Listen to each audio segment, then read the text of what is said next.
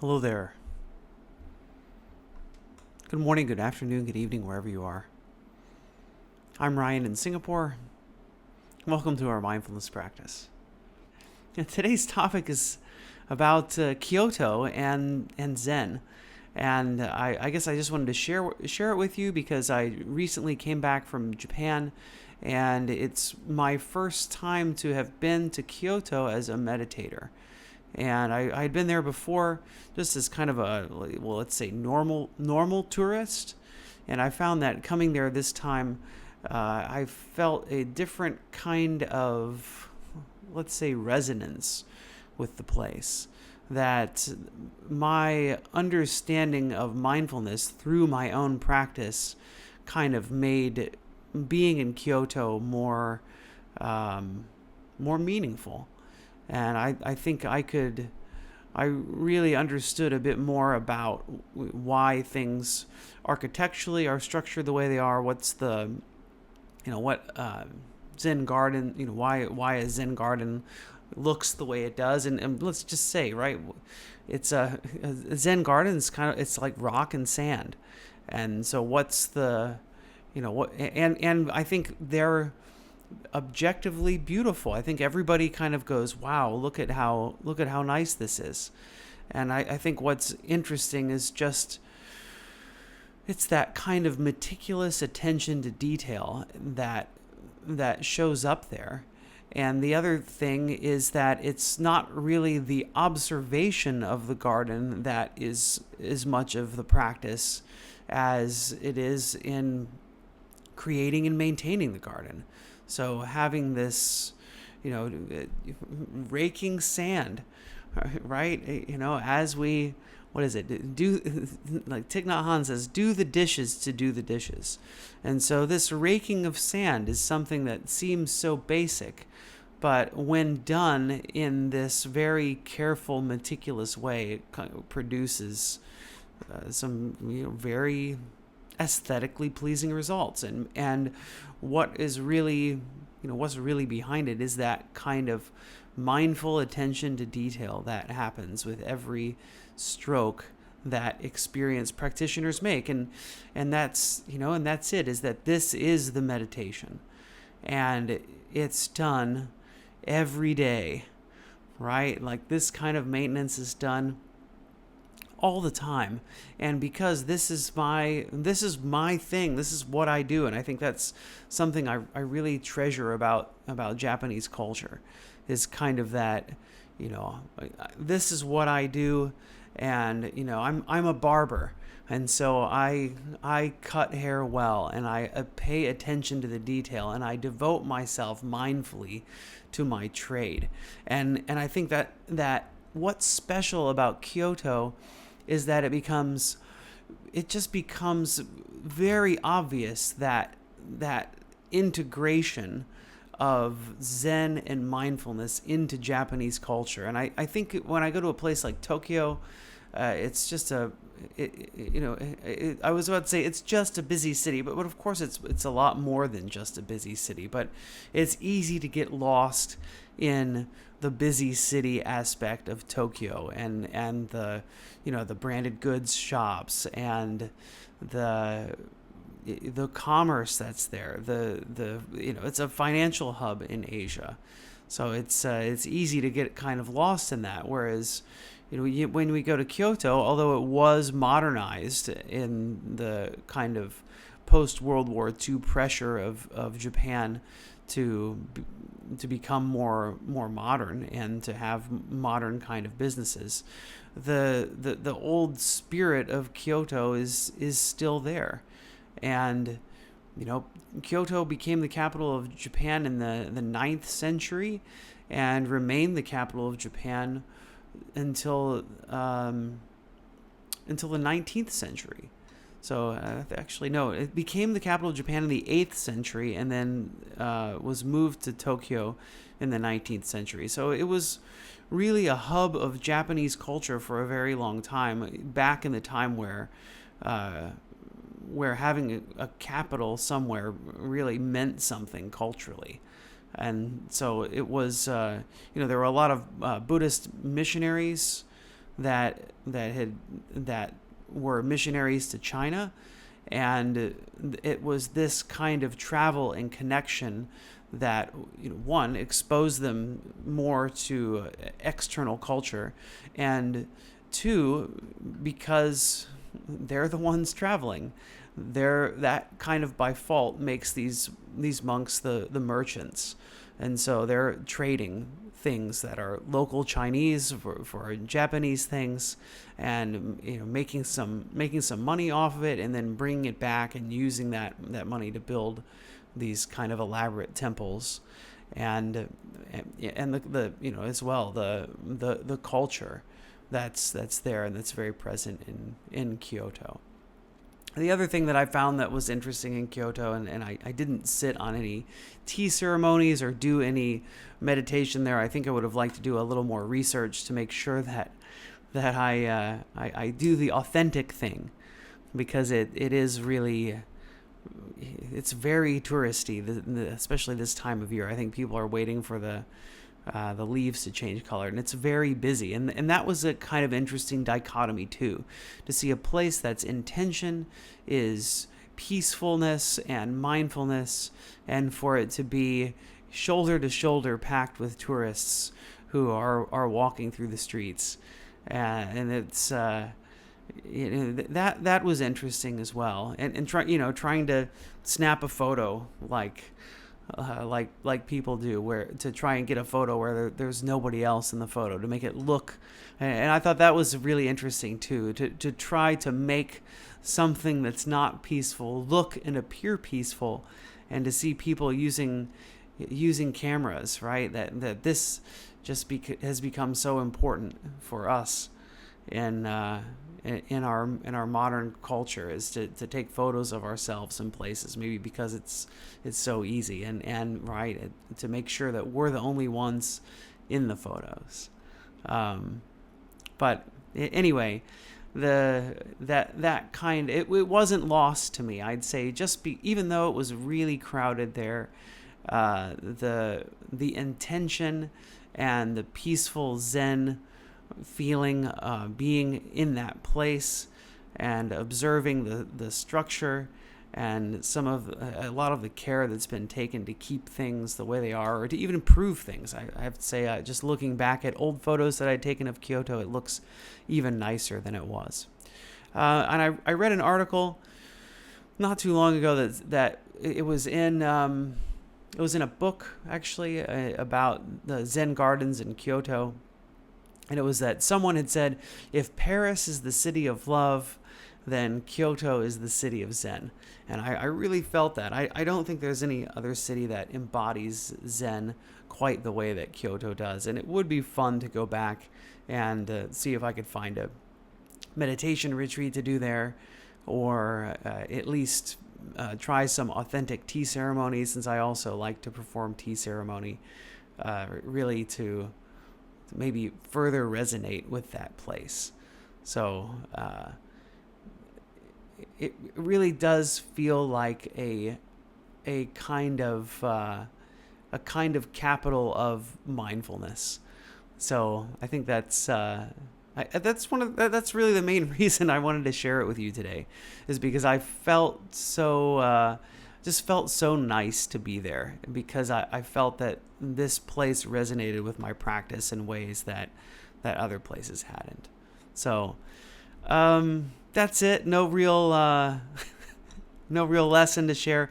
I'm sure I'll post. I'll be posting soon some of my photos on IG, on that place where people post a lot of photos.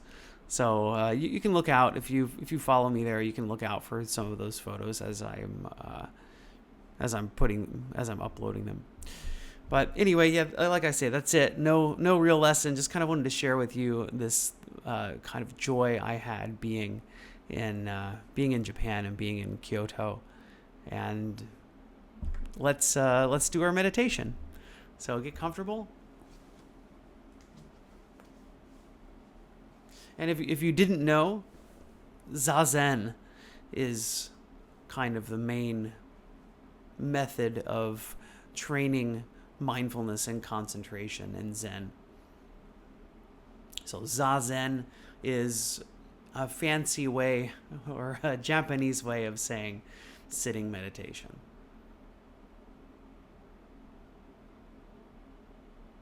So finding your seat,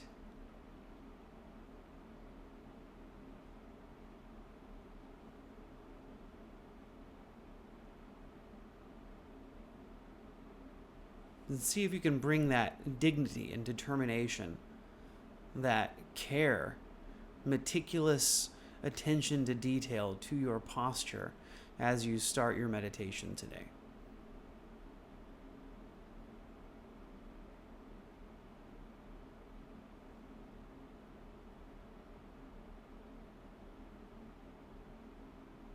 Notice the feeling of gravity pulling down on your body, the pressure of your cushion pushing back.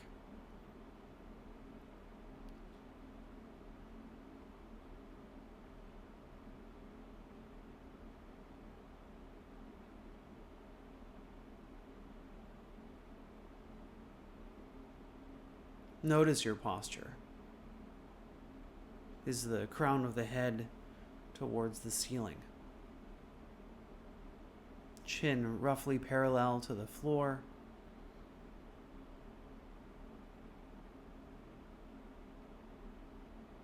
Head neatly on top of the neck.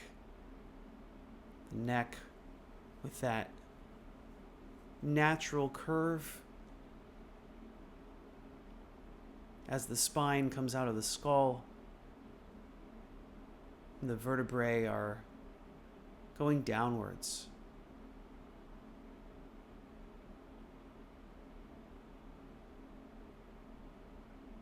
So is the face relaxed?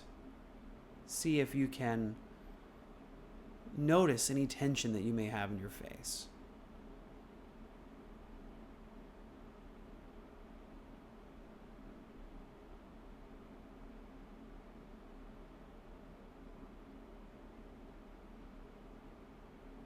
See if through that awareness, that tension can naturally dissolve.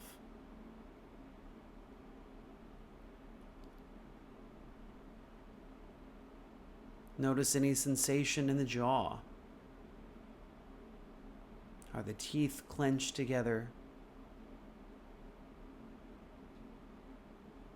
See if you can bring your jaw down ever so slightly, so the teeth are no longer touching.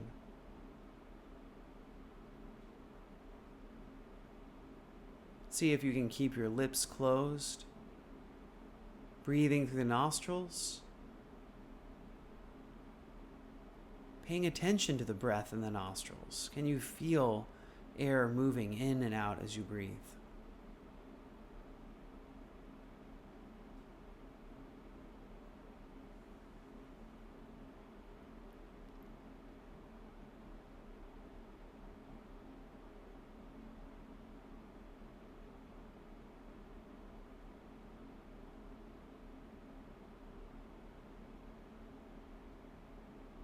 And now, paying attention to the back.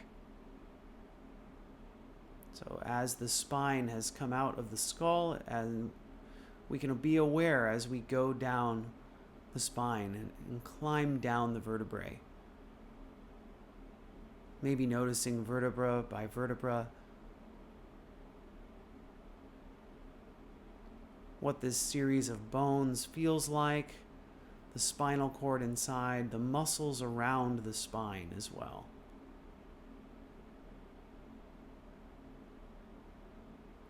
Are they tense as they hold you in your meditation posture?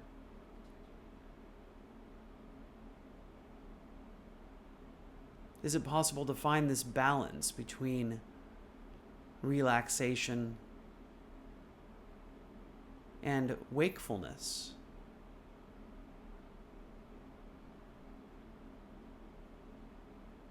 Noticing that your back and the straightness of your back has some relationship to how dignified your posture may feel. So being hunched or sitting up straight with the shoulders slightly back, do feel different, do affect the quality of our meditation, the quality of our concentration.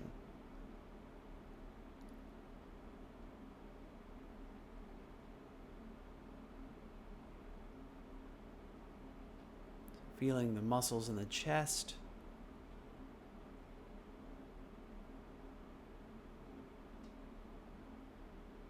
the abdomen,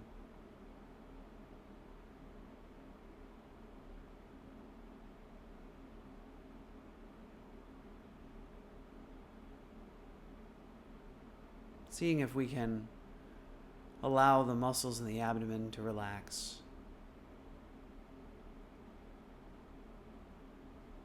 to let the belly fully expand as we breathe in,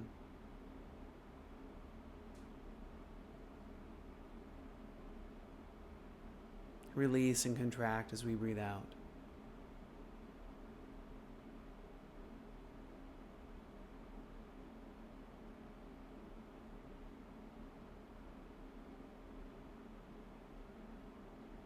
Your arms are just hanging.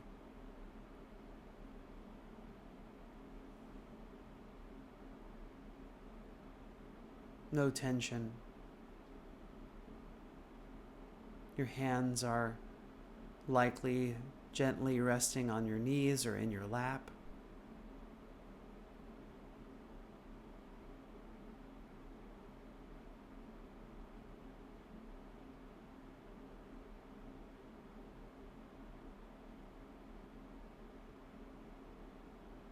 And so here we are, arrived in our meditation posture.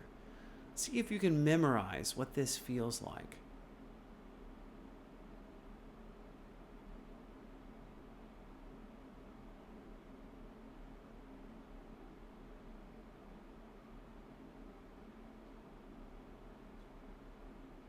Although we sit still, we feel the motion of the breath in the body, moving the body. The abdomen gently rises and falls with each breath. Air moves through the nostrils, in and out with each breath.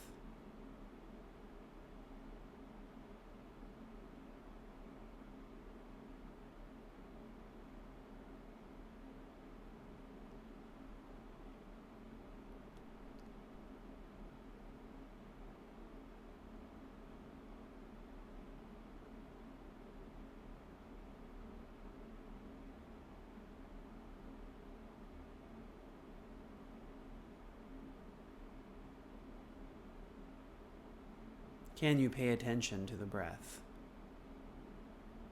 So now, seeing if you can allow your posture and awareness of your posture to still be there, but more in the background, as you start to concentrate your attention on the feeling of breathing.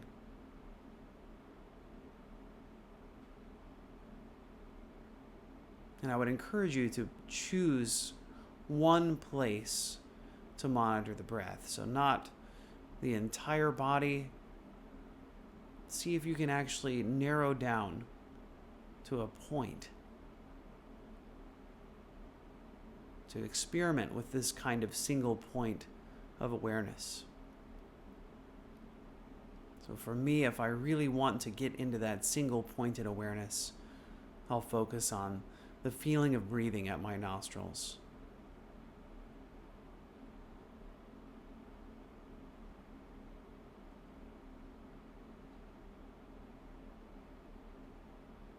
Right at the entrance of the nostrils.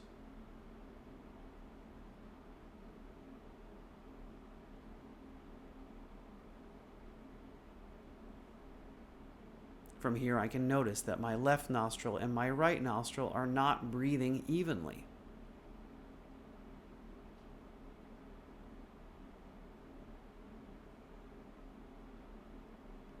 On the inhalation, which one is breathing faster? On the exhalation, is it still the same one? So see if you can really turn up that awareness dial to absorb every little detail that there is to observe about breathing at the nostrils if you happen to be there. Maybe you're paying attention somewhere else. That's okay. So for the remainder of our practice, let's try uninterruptedly to keep our attention focused. Keep the posture as it is.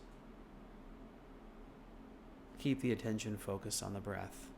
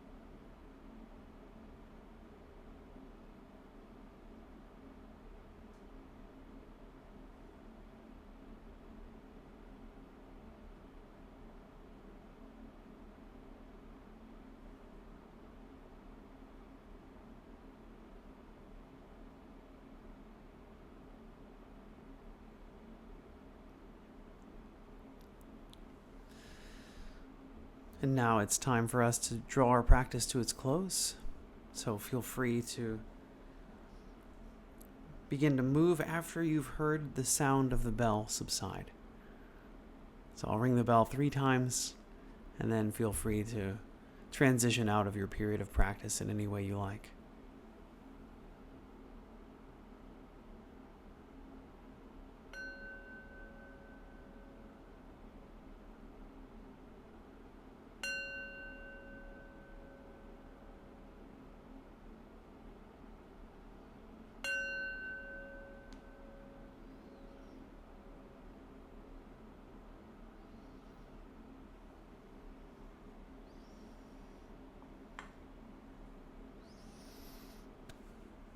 Thank you, everyone. Thanks for joining. Hope you had a good practice today, whatever that means.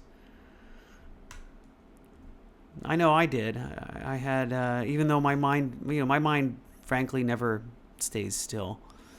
And by the way,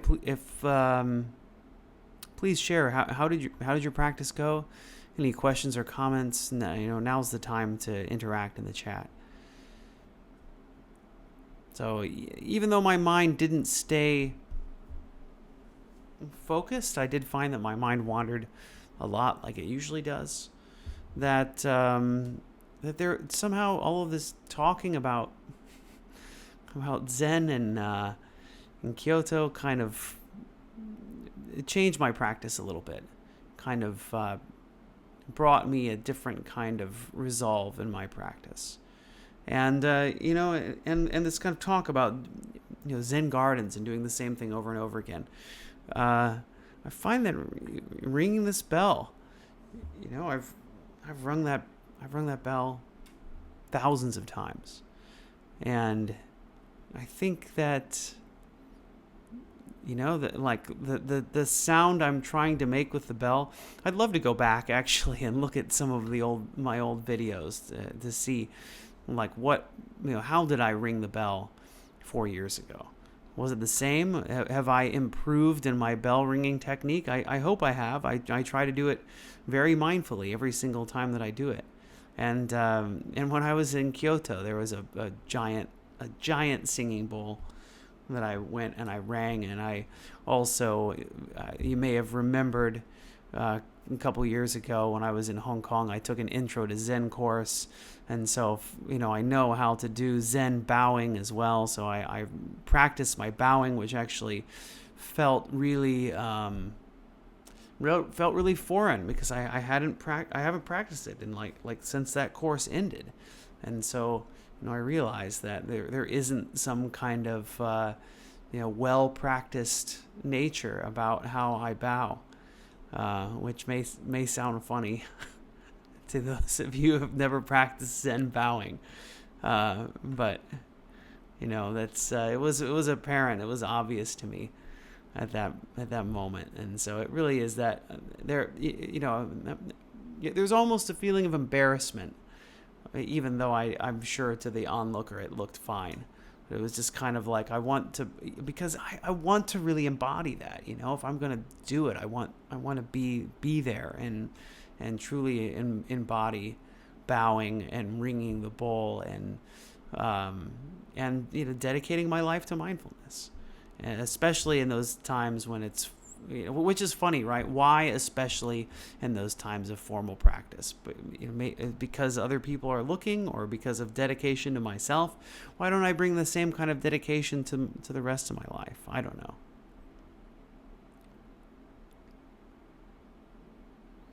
Rachel says, busy but quiet mind. Thank you.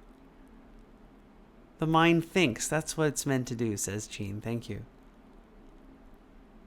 And Sybil says, I love listening to the bowl sound. Rachel says, you have improved. It's pretty perfect. Today I smiled at the lovely, gentle tone you produce with the bell. Thank you. I do work at keeping the sound of the bell unobtrusive. And in fact, that's why I don't even know where my...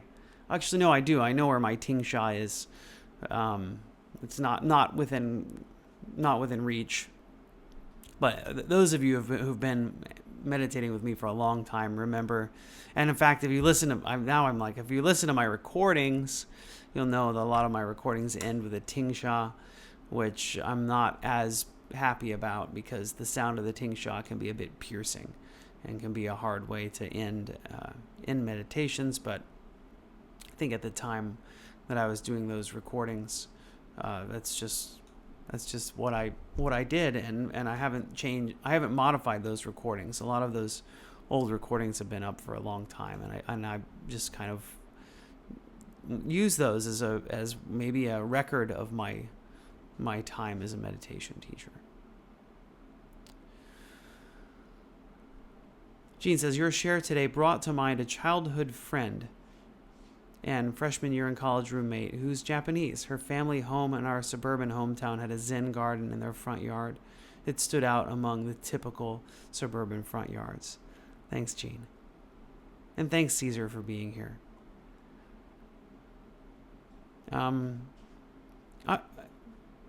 Angie says, I joined a Zazen group in Scotland, UK, but found it to be a very rigid group. Westerners practicing, they seem to be a bit too serious. And that's really interesting too, isn't it? Is the seriousness of what we, and I'll say we as Westerners, not that everybody here is a Westerner necessarily, but maybe that's a better way to put it, how I as a Westerner approach meditation practice and how I approached it. And I think I also, especially in the beginning of my practice, approached it with a kind of preciousness that I don't have as much anymore. That there really is and if you read Shunryo Suzuki's book, Zen Mind, Beginner's Mind. He's one of the Japanese individuals who brought Zen to the West, to San Francisco, founded the San Francisco Zen Center. And you can see quite clearly in Zen Mind, Beginner's Mind that there isn't anything precious about Zazen, and that the highlight really is the ordinariness of it. And I guess some of that can be lost on Western practitioners, and certainly I that happens for me as well. And I'm sorry, Frank is scratching terribly at the door. I'm gonna go entertain him. Hang on. I know everybody's looking for the Frank cameo probably, so here he is. Are you hungry? Is that what you're here for? It's like, are cats Zen practitioners, or is that just are they really cool, or is that just like that's just the stupid gaze of cats? I don't know. Yeah, meditating staring at a spot on a wall is interesting, for sure. And I'm certainly not against that. That's a good way to meditate. I've done it. I think that, that's a huge topic as to what the eyes see. Like, how did the eyes seeing relate to mindfulness? Should you meditate with your eyes open or closed? Should you stare at a blank wall, or should you not create any artificial situation about your meditation? That's actually a kind of a long topic that we can talk about sometime if you want. You can write in the chat anything that you'd like to talk about, anything you'd like to participate in, or you want to hear me talk about. Please write it in Ryan's Daily Mindfulness Circle and Insight Timer groups that hopefully most of you, sorry Dirk, most of you are able to post in that circle now. So wish you all the best. Hope you have a great day. What am I doing next? Live events. Next is the art of letting go, and that's it just has to do with the change of my life. I've always got change going on, and you probably do too. So let's talk about that next time. So on Tuesday, next week, 5:10 a.m. Singapore time, which I don't know what time that is for you. Maybe you don't know what time it is either, since U.S. daylight savings is happening over the weekend. If you're in UK, who knows what time you're joining me right now. So change is everything. Change is the only thing that, what is that? The only permanent thing is change. Is that what we said? Yeah, it should be 4. That's about right. I think it should be 4:10 Eastern Time PM. So letting go. As things change, can we accept that this is what's going on? Can we let go?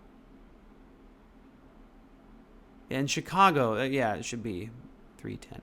Anyway, thanks everybody for joining. Let's send our well wishes out to each other and to everyone and all living things around the world, including cats.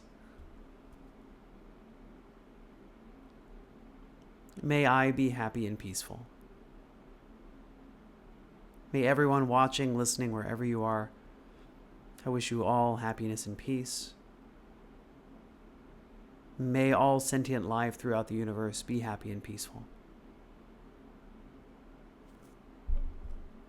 Take care, everyone. See you next time. Bye-bye.